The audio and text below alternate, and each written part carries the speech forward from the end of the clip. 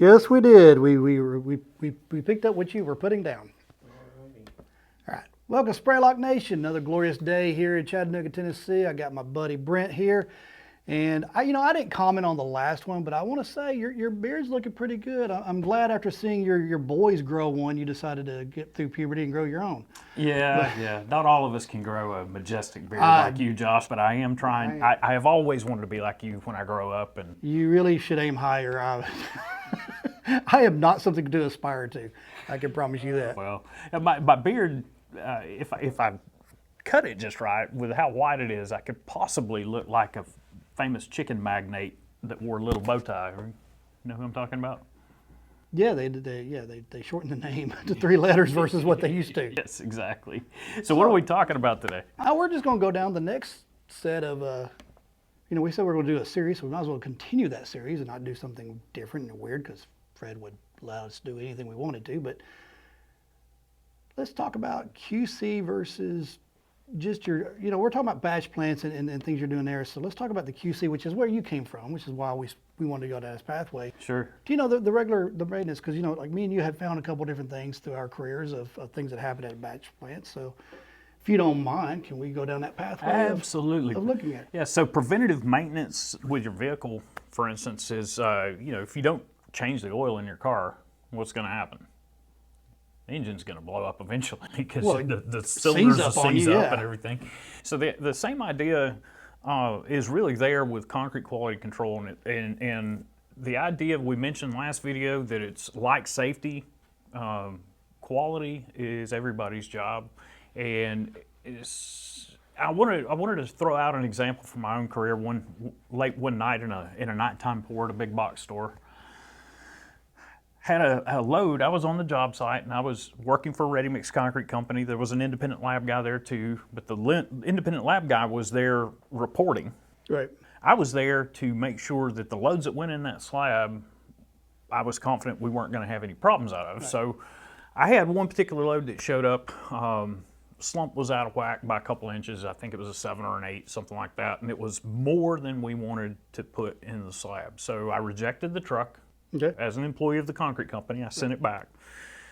And before too long, the same load comes back, or the same truck comes back, and I went over and talked to the driver, and I asked the driver, okay, what did you do to make this load right? Did you dump it, or did the operations guy dry it up? What happened? Right. He said, oh, he dried it up. I dumped a yard, and he put another cubic yard on of dry material, so it should be good. Sure enough, I looked at the load and it looked like the slump was about correct. My eye back then was kind of calibrated. I could get within a half an inch of slump by looking at it roughly. You do not want to do that from a testing standpoint. No. Calibrated eyes do not work real well, especially as we get older, being from the late 1900s, as we've said. Yes. Our eyesight isn't as good, especially at night. So we poured it out, and in fresh concrete, it looked fine. I mean, it looked like the rest of the concrete we've been putting down all night long. No problems. Was this colored concrete by any chance? It was. So the next day rolls around, and I get a phone call after getting a few hours of sleep, get a phone call from the project superintendent. Said, we got a problem. Right. I go out there, and out in the middle of this beautiful brownish, reddish brown slab, there's a pink spot. About what it would be for 8 cubic yards of concrete in a pink spot. What had happened after the fact, and just to fast forward the story a little bit, they drive the load up back at the plant, but they didn't put the extra dye into the load. Yeah, again. That'll make it. Going for that, I know where you're at, but from a QC standpoint, from in the field, when you don't do some of the QC things, and just because you did that, just as another story. So I was on a job site a couple hours from Chattanooga, and we're pouring some foundations, and I get a truck back up, and they start to roll it out, and I'm like, that doesn't look right. I'm like, hold on a second, can we pour just a little bit out? And it looked like it was cement and rock, and that was it, and it was really dry. So we're like, no, send this back. So they go to send it back, and the guy's up, and he's washing everything up, before he gets back out on the road. The next truck rolls in, and he goes to dump, and all I see is water and sand. I'm like, hey, yes. I don't know what you're doing, but I think you're supposed to put these in the same trucks versus I don't know how they get it. We talked to the to the batch plant, they don't know what happened either. Yeah. But it was like you had one load with all the rock for 2 loads and cement for 2 loads. You had the other one with just about nothing but sand and water.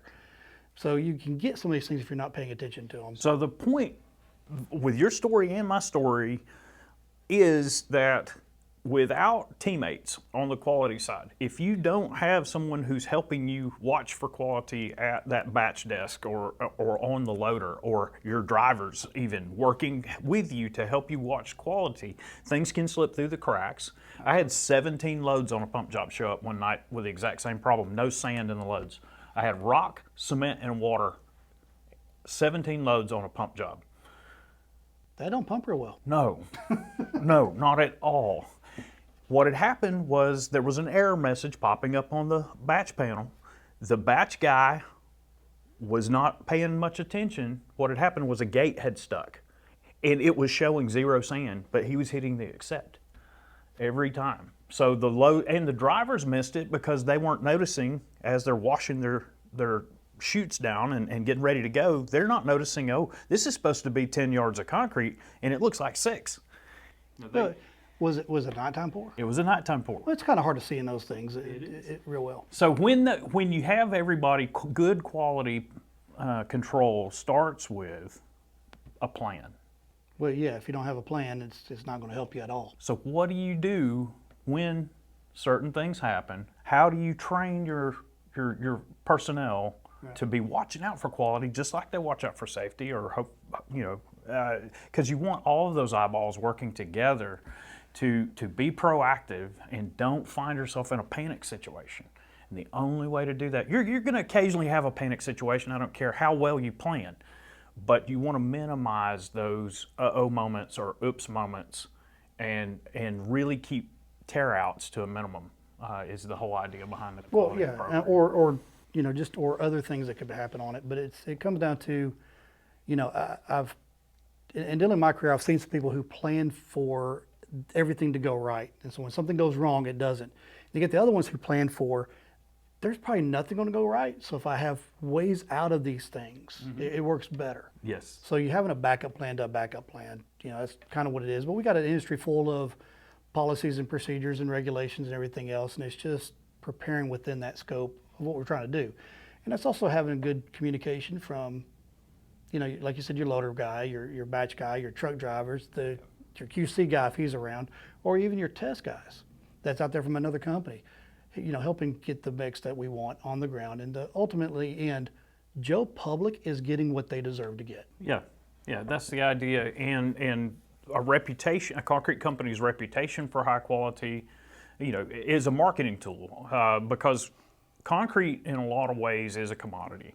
You specify a compressive strength or a flexural strength or whatever performance you want to specify, and the low bidder gets the job most of the time. Well, one of the ways that you can overcome that commodity mindset is to be producing the right mix every single time. And that starts with a plan, and it starts with watching raw material streams as they're coming in, taking a look at your test results for your aggregate gradations, for instance, or sieve analysis, checking your water added on tickets. I had a policy with the company that I worked for, that if a driver on any job, I didn't care if it was a residential basement or a big job, if a driver had to add more than 20 gallons of water on that load, I wanted to know about it, because the old 1 gallon equals 1 inch of slump per yard kind of thing, that's 2 inches of slump that you're out of whack if you're adding 20 gallons on a 10-yard load. So I wanted to know about that. So if we had to retrain somebody, we could, or if our moistures were off, we could do those kind of things. So we want to spot check batch weights. We want to monitor incoming test results, like compressive strength results, et cetera, from the labs. There's a lot to it. You said monitoring your moistures of your aggregates. Absolutely. And with many places around, United States, you're getting temperature swings. You're getting, cloudy days, sunny days, and that can change in the same day. So monitor them often. Even though it might tell you to monitor X amount of times a day, more often than not, you should probably be monitoring it more frequently than we should. Now, there's one thing that you have not mentioned yet. What's that? Test results. And not just from the QC side of the sieve analysis and your cements and everything else, but when you start getting those 7-day breaks, those 3-day breaks, watching those as well. Yes, watching those and looking for trends, staying on top of that, and not letting a box of compressive strength test results on your inbox, be stacked up, and they haven't been looked at yet. You got to stay on top of that, because all it takes is something happening where another great, for instance, is the wrong cement being put up in a silo Right. at a plant when they were supposed to be on a different cement for a specific project. There's a lot of those kind of things that can be avoided with good planning and good fail-safe kind of procedures. And we're not going to be able to get into all those specifics on this video series, but we're going to cover quite a bit, and I think hopefully it'll be helpful to a lot of you guys. So starts with planning. Be proactive. Don't find yourself in a panic situation. Continuous process of improvement to try to get your consistency repeatable, training of personnel, et cetera, et cetera. Well, Brent, I appreciate it. We're going to keep delving into this. So like, subscribe, and if you've got any questions, hit us up, and we'll be more than happy to try to answer them as best we can. Thank you so much.